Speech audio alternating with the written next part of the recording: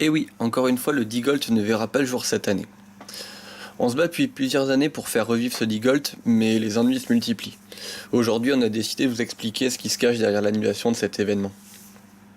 La compétition de kayak freestyle pour le D-Gold demande un lâcher très précis de 149 mètres cubes seconde.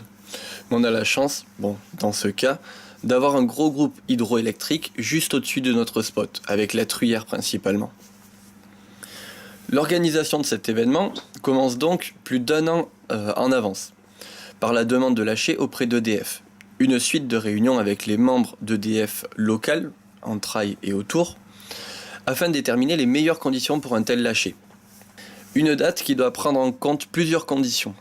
Un afflux théorique important d'eau, mais en diminuant le risque d'inondation, tout en ne rentrant pas en contradiction avec les différentes conventions déjà existantes. Débit maximum de 100 mètres cubes les week-ends d'avril à septembre, par exemple, pour le fonctionnement des différentes activités de batelier sur l'aval du Lot. Il y a donc été choisi de sélectionner la date la plus proche des gros débits du printemps, avec l'envie de prendre le moins de risques possible sur la météo, et sans interférer avec les autres conventions. On avait donc choisi le 31 mars 2018.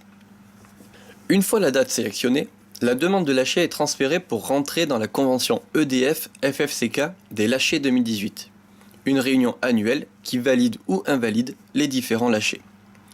Ce qu'il faut savoir, c'est que la convention est conçue pour toute la FFCK avec toutes les disciplines. Elle a été négociée à hauteur de 16 000 MWh pour chaque année. Cela est calculé en fonction du débit d'eau qui n'est pas ou plus utilisé pour faire de l'électricité. Une nuance existe entre l'énergie perdue, qui ne peut être turbinée, par exemple un barrage qui surverse, et l'énergie déplacée, qui est de l'eau turbinée, mais pas dans la période qui aurait été choisie par EDF. Tout cela pour calculer le coût en mégawattheure de chaque lâcher. Et le nôtre atteint 1000 mégawattheures, soit 1/16e de la convention. Donc je vous laisse imaginer ce qui s'est passé au bureau de la FFCK quand ils voient ça, et en plus pour du freestyle. Mais cette décision n'est arrivée qu'en décembre 2017, soit quasiment un an après la demande initiale, et il y a un peu plus de 2 mois. Pendant ce temps, les procédures courantes à l'organisation d'une compétition continuent. Tout d'abord, l'inscription sur le calendrier de la FFCK, réalisée au printemps 2017, il y a presque un an. L'attente pour l'organisation du D-Gold se fait autour de l'acceptation du lâcher par EDF, puis par la FFCK.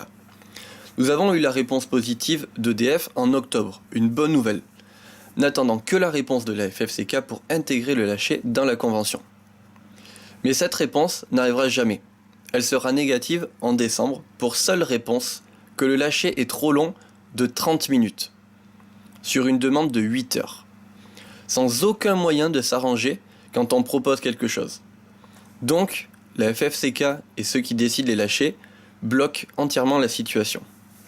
Malgré cela, nous avons persisté à toutes les échelles d'EDF pour avoir notre lâcher, et cela a fini par payer. Nous l'avons obtenu auprès d'EDF local, en trail et autour, à une seule condition, que la manifestation rassemble autant de monde qu'il avait été prévu. Environ 50 personnes. C'est là qu'arrive le second problème. Après s'être inscrit sur le calendrier FFCK, interne à la fédération, chaque compétition commence à s'organiser à l'aube de 2018.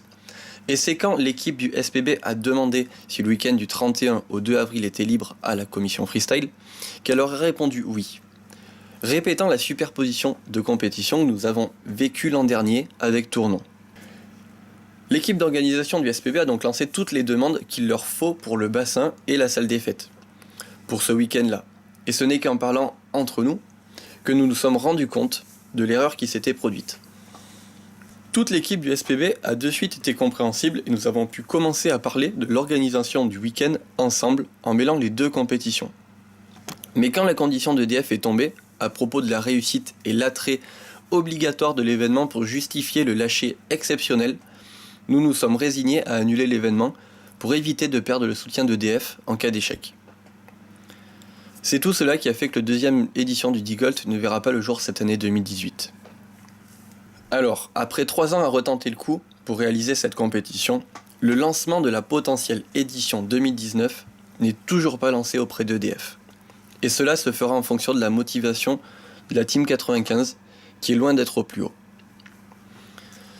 Si on récapitule, 2016, problème de lâcher et renégociation de la période.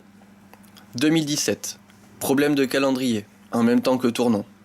2018, problème de convention, réglé, et problème de calendrier, en même temps qu'SPB. Donc pour cette année, on oublie le Digolt. On se retrouve à Saint-Pierre-de-Bœuf pour le SPB, un bel événement en perspective, où l'on espère se retrouver nombreux.